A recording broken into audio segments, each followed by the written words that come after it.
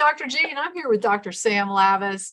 We are psyched. We're the docs from Feel Good Functional Medicine, and we are here to help you understand how to get that thyroid better. Who wants to get their thyroid better? Me.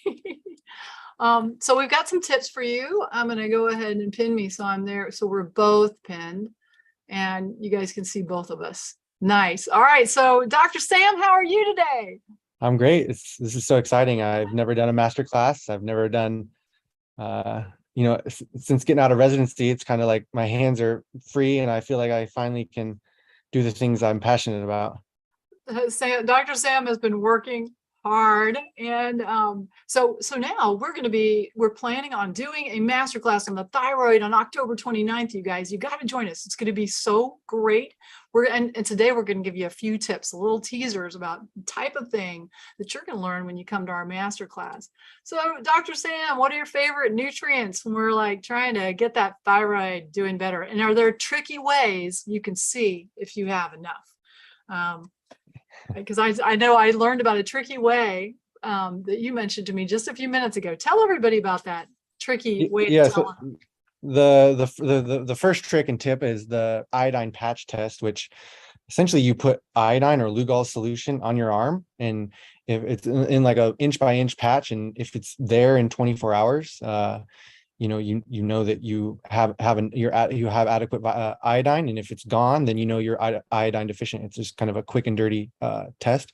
And iodine, obviously, they call it like the Goldilocks nutrient of thyroid, because if you have too much, you can become hyper or hypothyroid, and if you have too little, you'll obviously be hypothyroid.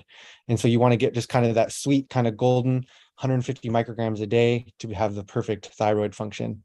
Right. And then, I think the other good point that you guys will learn about is that depending on how you typically eat, like whether you're vegetarian or you're vegan, it's going to definitely affect your iodine level. And so we want to look at that.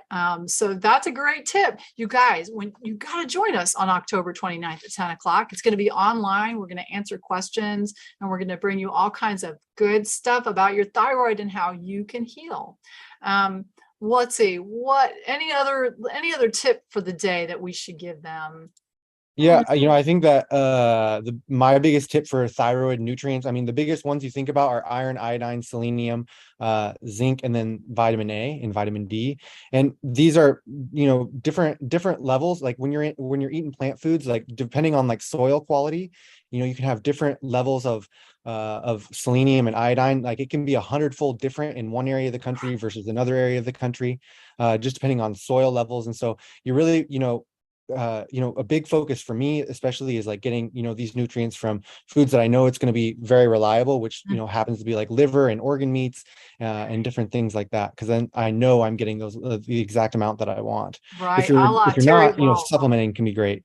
Right. It's if we can ever get it from food, you guys, that is preferable. Like we were talking about how many Brazil nuts, because Brazil nuts are high in selenium, would it take for you to get the recommended amount?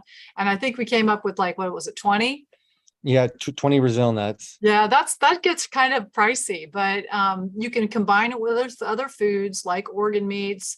And then whether or not you're getting your food from a farmer who's taking good care of the soil, because you want them to be like rotating crops and preferably eating organic, right?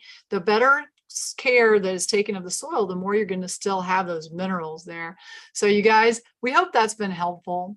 And mark your calendars for October 29th, because we're going to be bringing you all kinds of good stuff. Okay.